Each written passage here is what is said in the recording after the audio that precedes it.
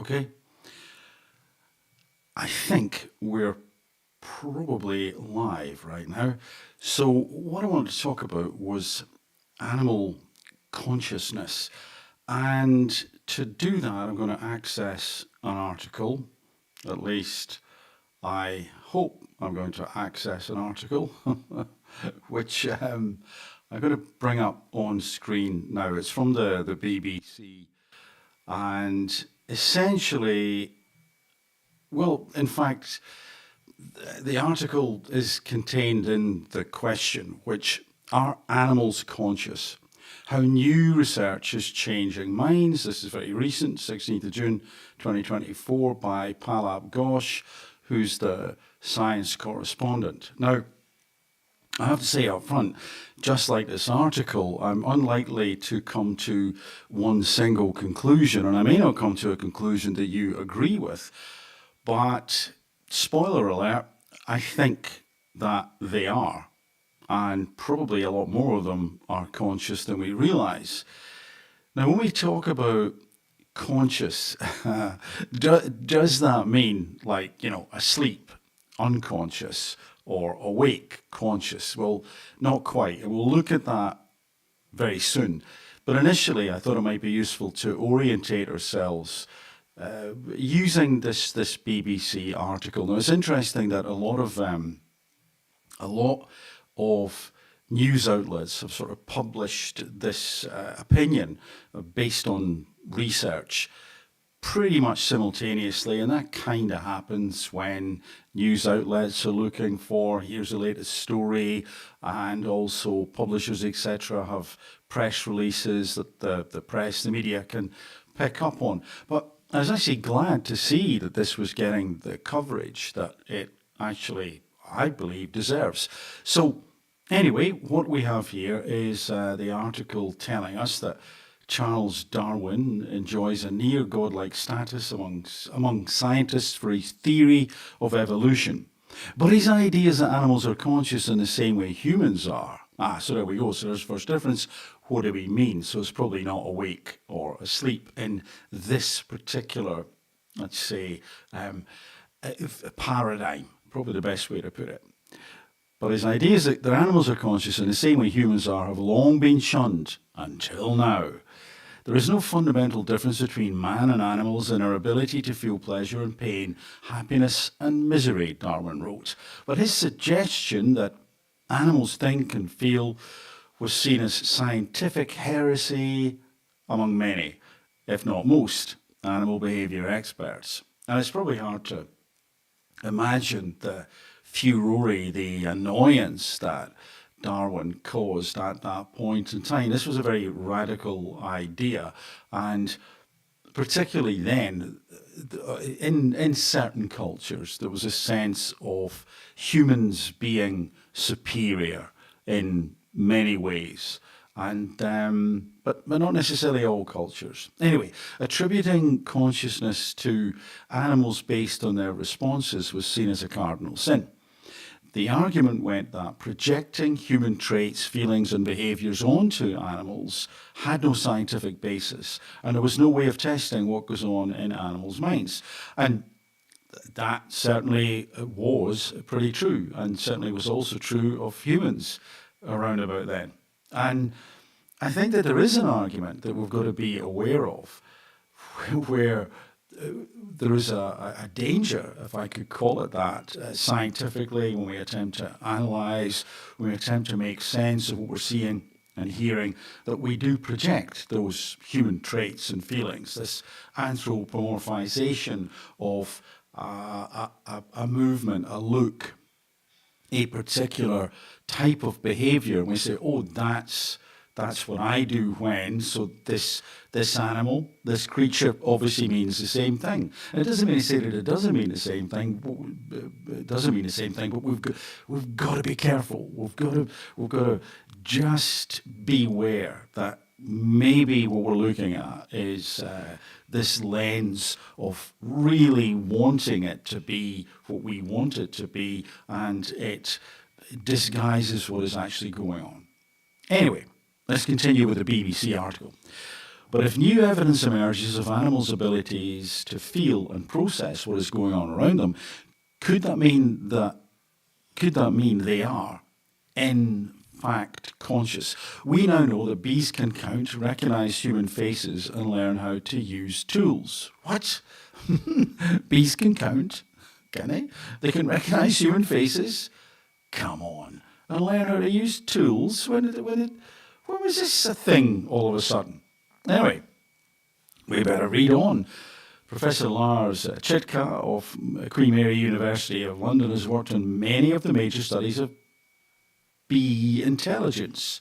If bees are that intelligent, maybe they can think and feel something, which are the building blocks of consciousness, he says.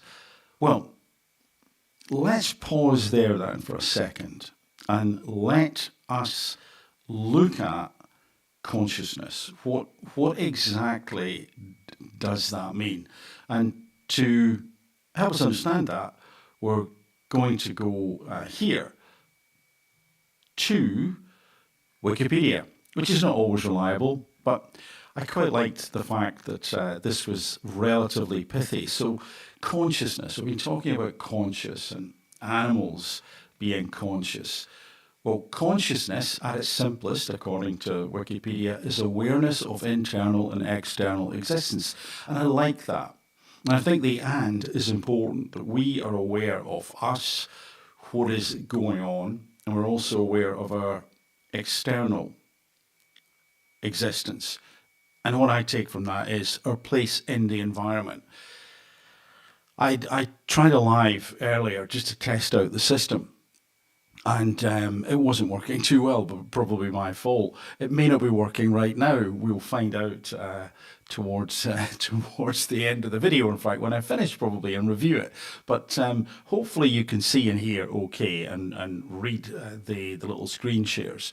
But anyway, what I was saying earlier today was that if you imagine a wind-up toy and you wind a toy up, and let's say it's a little toy car, and the spring unravels, so to speak, expands and drives the car along towards a wall. It hits the wall and maybe the wheels spin and it just stays there.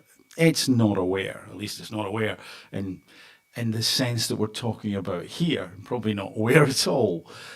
But let's imagine it's then a little creature. Now, I'm not going to say a creature's name because perhaps it would be the type of little thing that might crawl or fly around that you may find a bit scary, so I don't want to trigger anybody, but imagine something that is relatively innocuous to you, or imagine something scary if you want.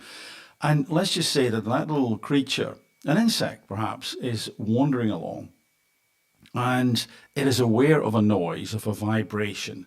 And very often what little creatures, little insects do, they scurry away to find a bit of a cubbyhole to hide in, or indeed to go into some dark area. So in other words, they seem to be aware of the environment because they can react to it. And I'm not saying this is a high level of intellect or intelligence, but bear with me. And therefore, that means that they seem to have an understanding of what is around them. Now, it doesn't mean to say that they're looking at a wall and saying, oh, well, that's Dulux paint and it's matte and not, what's that other one, the shiny one? Exactly. Now, the insect doesn't know either. But what it does know is there's something that is creating a vibration that could be dangerous, so off it goes. And the ability for it to go in reaction to that environment kind of implies that it knows about itself.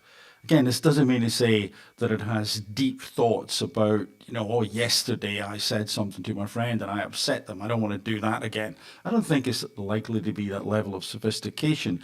But what I guess I'm saying is that the environment is there, it is it is something, and the little creature itself is separate from it.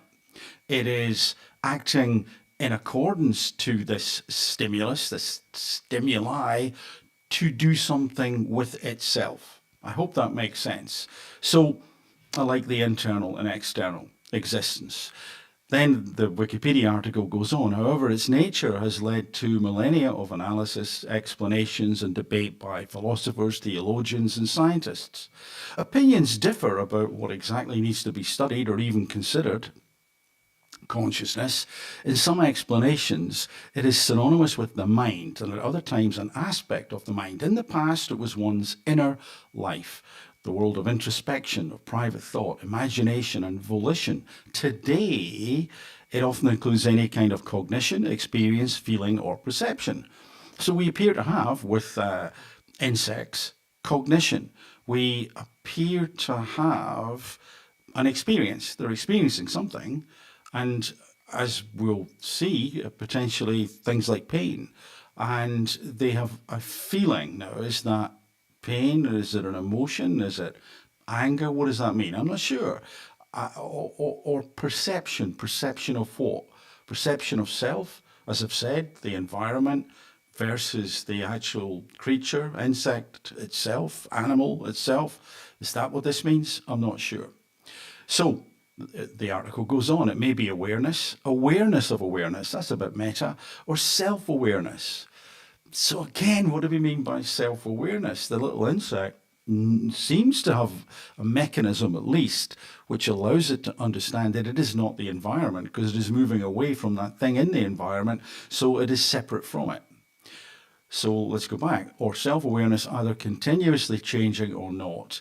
The disparate range of research, notions, and speculations raises a curiosity about whether the right questions are being asked. Absolutely. I think this is the key. And if we go back to the BBC article, then this is kind of what they're questioning. Are the right questions being asked? And do we really understand what we mean by this stuff? So Professor Chitka's experiments showed that bees would modify their behavior following a traumatic incident and seemed to be able to play rolling small wooden balls, which he says they appear to enjoy as an activity. Now, I think that's encouraging, it's enlightening, it's kind of scary, if we'd be looking at these insects and thinking you don't know very much. They just can go over that. So his experiments showed that bees would modify their behavior following a traumatic incident. Now, I kind of can get that much, because it could be something that they've got to learn so they don't get in trouble again. Avoid this bit of the environment, that particular thing in the environment. That sort of makes sense, and they can presumably be achieved in a relatively simplistic way, but it's still interesting that and he's using the word a traumatic incident, implying feelings. Now, whether that's the case or not, I don't know. But rolling small wooden balls, which he says they appear to enjoy as an activity, is absolutely intriguing. And you may say, well, why would they do that? What could the potential evolutionary benefits be of that? Well, play, as we know with a lot of animals, is learning. It's partly socialization, it's practicing hunting, it's practicing what will irritate a brother or sister, or not, and so on. So play has a lot of benefits. The small wooden balls, I don't know, maybe it's something to do with moving the whatever they collect, like pollen. I don't know, but play often has a purpose. So maybe that isn't as far-fetched as it initially reads. These results have persuaded one of the most influential and respected scientists in animal research to make this strong, stark, and contentious statement. Given all the evidence that is on the table, it is quite likely that bees are conscious, he says. It isn't just bees. Now, let's flick across before we go on with the BBC article to here. I thought I'd just pull this up for you. So we heard of the bees can modify their behavior after a traumatic event. We've also heard that they recognize human faces, which is astounding, and that they can play. They have approximately 1 million neurons. That's quite a lot, right? That's a lot. It's a big number, 1 million. Humans have 100 billion.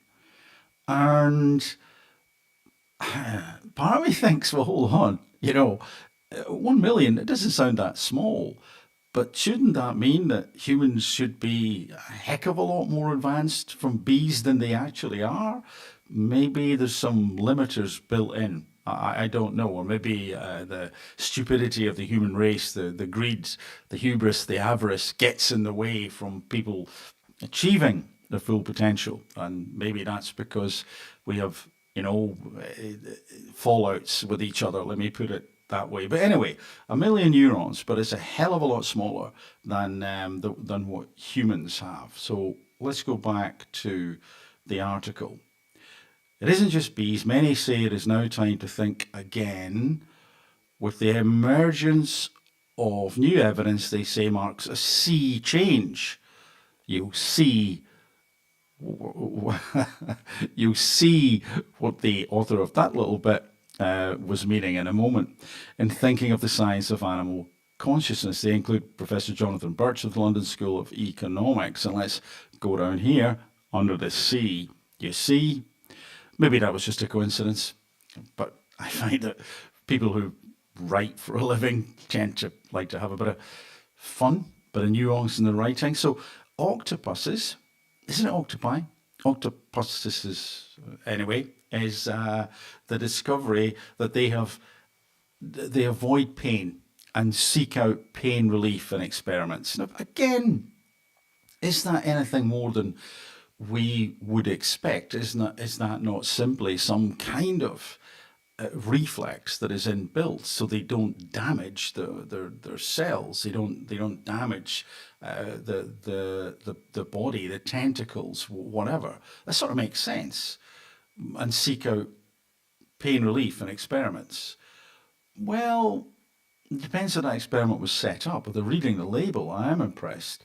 I know they can unscrew things with great dexterity and they're phenomenal problem solvers. And I think that's where I would suggest that there's got to be some level of consciousness there that is not a billion or 100 billion neurons removed from humans, and seek out pain relief, which presumably they've been given something that they recognise and remember, but they're smart enough to go, hey, this was painful, I'll seek this pain relief. I mean, there's no doubt this is not like some kind of dumb creature. There's some level of sophistication going on here. Let's then look at the cuttlefish.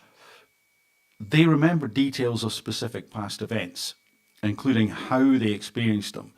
Now, I'm guessing here that they've set up different scenarios and the cuttlefish may react to the rewards that it received in this particular location, let's call it that, or the pain, the threat, the challenge, the fear. Again, I'm perhaps adding in an emotion that I shouldn't, but for the sake of experiencing, let's call it fear, that they experienced in another location. So evolutionary wise, that would, or evolution wise, probably better English, that that would make sense, right? I think it would make sense. Then crayfish, they display anxiety-like states when given mild electric shocks, but were calmed on receiving anti-anxiety drugs. Well, ah, I, I'm not surprised they were anxious given mild electric shocks. And what do they mean by anxious? They mean kind of terrified, cowering, scared, wanting to move away? Not surprised. And calmed on receiving anti-anxiety drugs. Well, that's probably telling us more that some of the drugs work in a similar way to the way they work on humans, that some of the neuroreceptors are similar. So that's not a huge surprise. But it's still, again, not some wind up car that's just hit the wall with the tires spinning. There's something going on.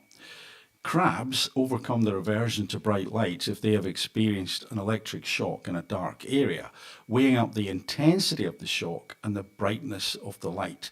So, in essence, I'm basically saying that they don't want to go into the bright light, but they get an electric shock, and depending on how intense it is, they're going to say to themselves, so to speak, that shock, I can bear it. because the bright light's dangerous. I don't want to go there. I don't want to be seen. But if that shot gets too high, then it could damage them. So they go for the lesser of the two evils. In some ways, this is them potentially overcoming this thing that has been called learned helplessness. So there is definitely another. This is another example, in my opinion, of something that's pretty sophisticated. And here we go with the article. Anyone looking for a eureka moment will be disappointed. Instead, a steady growth of evidence for a rethink has led to murmurings among the researchers involved. Now, many want a change in scientific thinking in the field. What has been discovered may not amount to conclusive proof of animal consciousness, but taken together, it is enough to suggest that there is a realistic possibility that animals are capable of consciousness. This applies not only to what are known as higher animals, such as apes and dolphins, who have reached a more advanced stage of development than other animals. It also applies to simpler creatures such as snakes, octopuses, crabs, bees, and possibly even fruit flies, according to the group who want funding for more research to determine whether animals are conscious, and if so, to what extent. So I'll close that article there. So what do you think? What do you think is going on there? Is that consciousness in a similar way to humans? I think that it is, certainly with dolphins, certainly with elephants, certainly with the primates. A lot of the time, I don't think there's too much of a difference. The argument against true consciousness tends to have been over the years language. So without that, but there is language, isn't there? The whales talk, dolphins talk, chimpanzees talk. They can learn sign language. Parrots can learn a huge amount of words and do calculations. Dogs respond to words. Their barks vary. And if you've looked at a dog or a cat, you will know that they can get extremely sad. You will know that they can get angry. You will know they can get jealous. They used to say that these animals, well, they didn't have sophisticated emotions. Again, they were automatons. And anyone who had a dog or a cat or other animals in their family knew that that was nonsense. It just wasn't true. And along the same lines, I can recall that it was suggested that dogs and cats didn't dream, that when they were moving limbs and twitching with rapid eye movement, this was just simply, I don't know, a discharge of electrical activity during the sleep cycle. They couldn't be dreaming. But if they are dreaming, and they are dreaming, then what is that about? What does that tell us? Because if you think about the argument I was kind of making earlier, that what would be the evolutionary purpose of this? For a bee to play with a ball, then yeah, maybe it's teaching it to do something when it's collecting stuff from flowers, etc. Maybe there is a good reason for it to be happy, inverted commas, when it's doing that, to enjoy that, because that's going to be possibly part of its job. But dreaming, well, humans dream. There's a lot of debate about that. But if evolution plays some sort of purpose, that we've hung on to the need to dream, it must mean something. It has to be there for a reason, I think. I mean, it could be just totally spurious, but if you've listened to me before, you probably heard me say that I'm pretty sure that dreaming has something to do with, along with potentially memory consolidation, doing something about emotional processing. And then if we agree, maybe you don't, that some animals dream, quite a lot of them actually, then maybe what they're doing is in part to do with emotional processing. And maybe it is some kind of rehearsal for the next day. Maybe it is just strengthening certain habits that they have, like to pounce or hunt or whatever.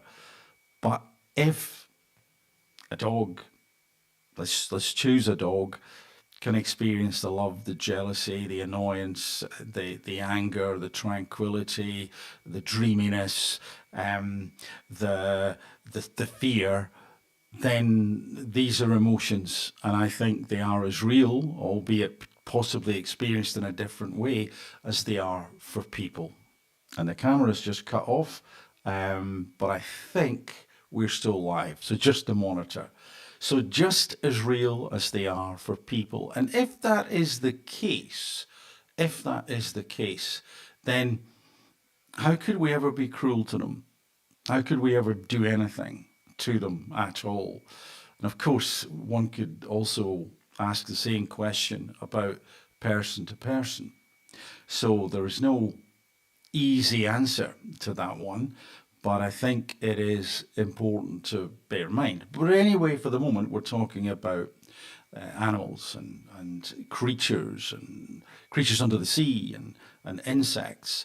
And if they have this level of consciousness, albeit not that sophisticated, but they can feel things to a degree. They have curiosity in some way. They have joy. They have enjoyment of play in some way. They can recognize, like a bee, human faces. Then there's much more connected to humans than we realize.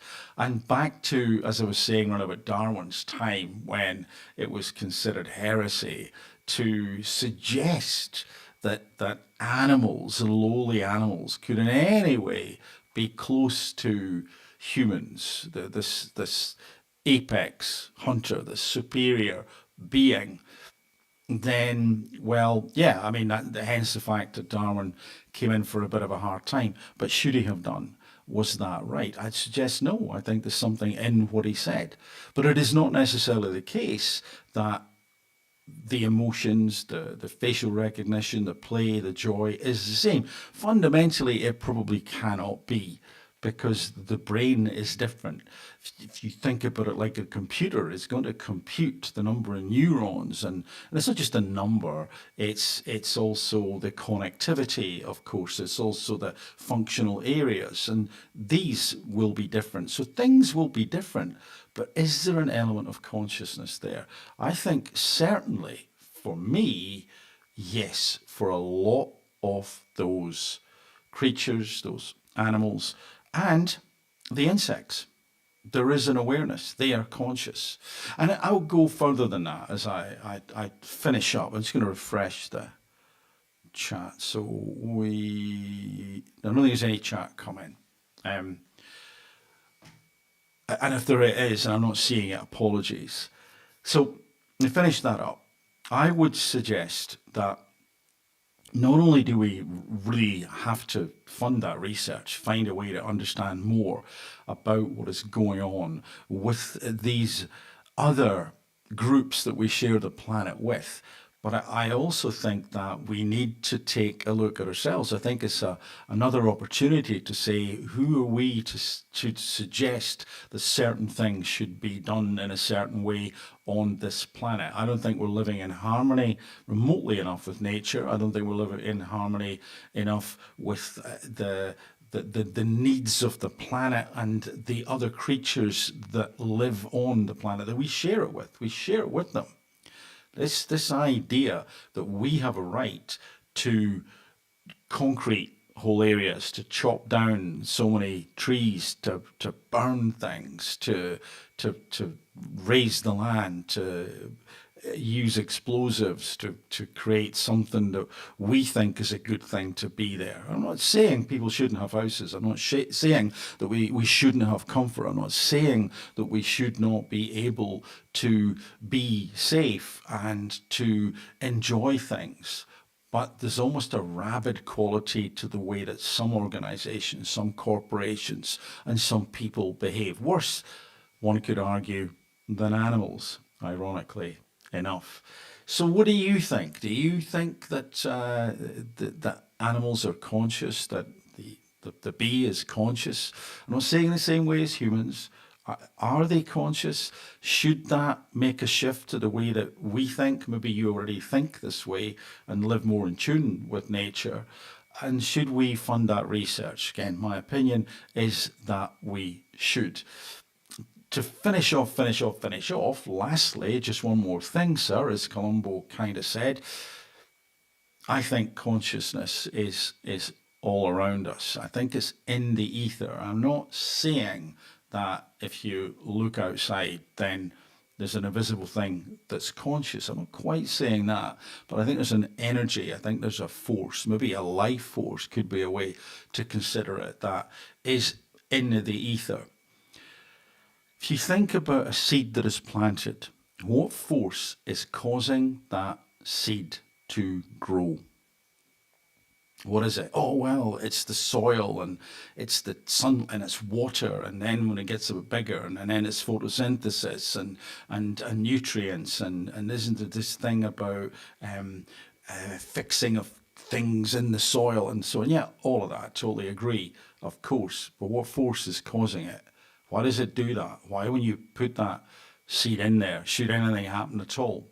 It's like the so-called, I mean, allegedly, this soup that was over the planet, primordial soup, and we had these little chemicals that were inert, and eventually they sort of managed to move together and make the building blocks of life. And then miraculously, was it a lightning bolt? Who knows? Suddenly we had the simplest of organisms, and then multicellular organisms, and then they became somehow sentient and had this level of consciousness. And then that consciousness got much more sophisticated. Where did all that come from?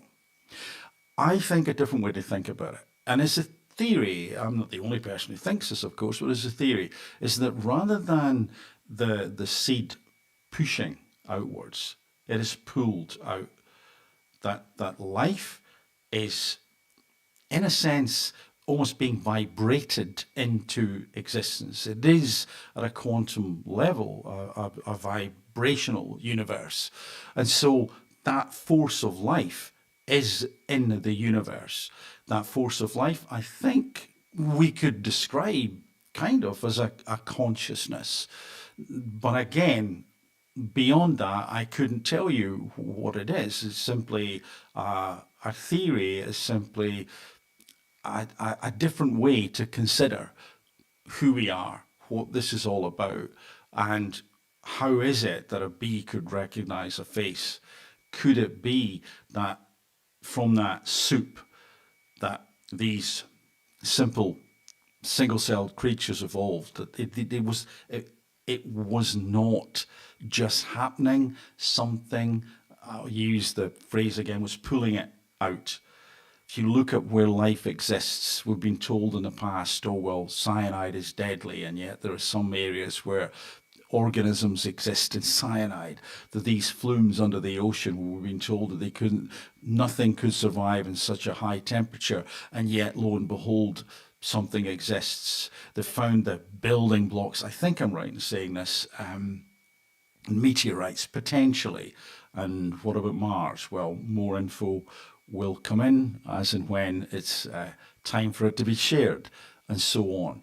And I just don't think things are inert and it's just chance, or indeed that somehow a little spark of electricity causes something to happen. That could be the case. I think it is pulled out. I think the universe is teeming with life, not necessarily complex, although that will be there as well. I think it is everywhere, and I think the nature of this planet, at least, not everyone, of course, but this planet is to, wherever the conditions are there, to pull life out, to make it flourish. And I think that's something else that is in the mix with animals and insects being conscious, and that bee recognizing faces. But I'm not a philosopher. I can philosophize, though, not necessarily accurately.